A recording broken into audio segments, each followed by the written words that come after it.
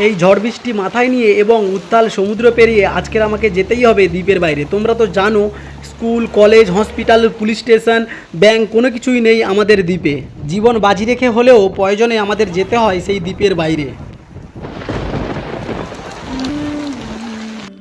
এই সুন্দরবনের মানুষের জীবন জীবিকা এবং বেঁচে থাকার লড়াইয়ের কিছুটা মুহূর্ত আজকের আমি আমার সঙ্গে করে আপনাদেরকে ঘুরে দেখাবো। নমস্কার, গুড মর্নিং ভিউয়ার্স। এখন আমাদের বর্ষার মরশুমের এই প্রথম মাঠের কাজ শুরু হয়েছে।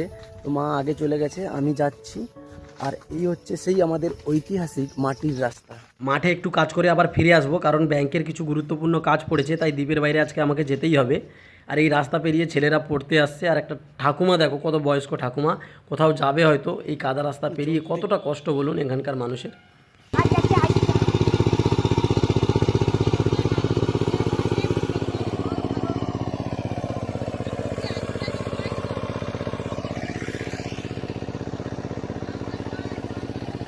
মাঠে পাওয়ার টিলার নেমে পড়েছে, মাটি চষার কাজ হচ্ছে, ঝিমঝিমিয়ে আবারও বৃষ্টি এসেছে। কিছুক্ষণ আগে এত জোরে বৃষ্টি আসলো আমি পুরো ভিজেই গেলাম।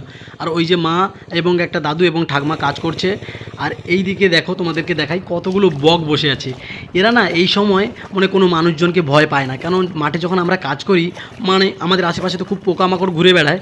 সেই পোকামাকড়গুলোকে খাওয়ার জন্য খুব আমাদের কাছাকাছি চলে আসে বকগুলো। আর আমি এখন মাকে বলছি আমি বাড়ি চলে যাচ্ছি, কারণ আমাকে ব্যাংকে যেতে হবে, তুমি তো জানো। আর মাকে বললাম তুমিও তাড়াতাড়ি চলে যাও, রান্নাবান্না করে রাখো, আমি ব্যাংক থেকে ঘুরে এসে খাবো। বাড়ি যাবার পথে দেখলাম একটা গাছের গুড়ির মধ্যে অনেক মাশরুম হয়ে আছে। অনেকে নাকি এই মাশরুম খায়, কিন্তু আমরা খাই না, এটাকে কাঠ মাশরুম বলি। যাই হোক, দেখো এদিকের পরিবেশটা দেখো, রাস্তার চারিপাশে শুধু জল আর জল। বাড়ি থেকে রেডি হয়ে চলে এসেছি আমাদের ফেরিঘাটে। দেখো কি বৃষ্টি আবার নেমেছে, আর ওই যে নৌকো আসছে, ওইটা হচ্ছে আমাদের ওই নৌকো যাতায়াতের একমাত্র রাস্তা। এই নৌকোয় করে আমরা দ্বীপের বাইরে যাই, হসপিটাল, থানা, পুলিশ স্টেশন, কলেজ। এই যে দেখো কলেজ যাচ্ছে সব মেয়েরা, এই যে আমার সামনে মেয়েগুলো নামছে, এগুলো সব কলেজে যাবে এরা।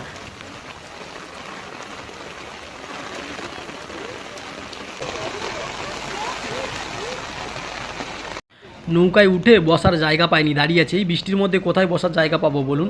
আর এদিকে দেখো আলু পেঁয়াজ সব খালি হচ্ছে। আমাদের প্রয়োজনীয় জিনিসপত্র সব দ্বীপের বাইরে থেকে আমাদের দ্বীপে আনতে হয় এইরকম নৌকার মাধ্যমে। আর এদিকে দেখো বৃষ্টিটা একটু থেমে গেছে, তাই নৌকো ছেড়ে দিয়েছে। চলো, এইদিকে শুধু নৌকোয় ছাতা ছাতা ভরে গেছে, শুধু রং বেরঙের ছাতা, দেখতেও খুব সুন্দর লাগছে বলুন। কিন্তু এই সুন্দরের মাঝে কত সমস্যা, কত ভয়ঙ্কর একটা জীবনযাপন করতে হয় আমাদের, তোমরা তো বুঝতেই পারছো। আর ওই যে দূরে একটা ট্রলার দেখো, সমুদ্র থেকে উঠে আসছে এরা। এখন আমাদের এই লোকালয়ে চলে এসেছে, কেন আবহাওয়া তো খুব খারাপ এখন পরিস্থিতি, তার জন্য চলে এসেছে।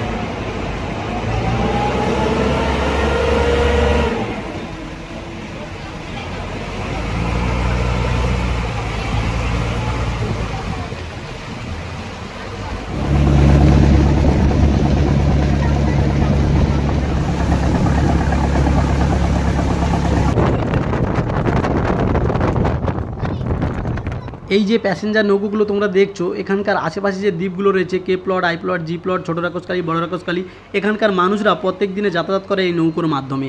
এই দ্বীপগুলোতে আসে যে যার প্রয়োজনের জন্য। এই এত বৃষ্টি হচ্ছে, নদীতে কুমির হচ্ছে, তার মধ্যে দেখো দুটো মানুষ মাছ ধরছে। কী করবে, এখানকার মানুষের প্রধান জীবিকাই তো মাছ ধরা।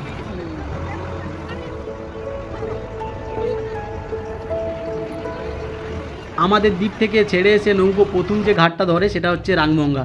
এটা একটা আলাদা দ্বীপ, এবং আমরা যাব আজকের পাথর প্রতিমা। এরপরেই পাথর প্রতিমাতে আমাদের নামতে হবে।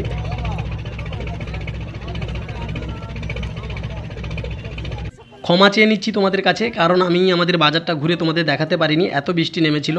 আর এখন আমি ফেরিঘাটে চলে এসেছি বাড়ি ফেরার পথে। আর এই দেখো, এই যে মানুষগুলো হাঁড়ির মধ্যে জল রেখে চাপড়াচ্ছে না, এর মধ্যে চারাপোনা রয়েছে যেগুলো আমরা পুকুরের মধ্যে ছাড়ি। আর ওই যে দূরে আমার নৌকো আসছে, এই চলে এসেছে আমার নৌকোটা। দেখো নৌকোর ছাদে দেখো কত গ্যাস সিলিন্ডার ফিলিন্ডার রয়েছে। মানুষজন প্রয়োজনীয় জিনিসপত্র প্রত্যেকটা নৌকোতে এরকম নিয়ে যাতায়াত করতে থাকে।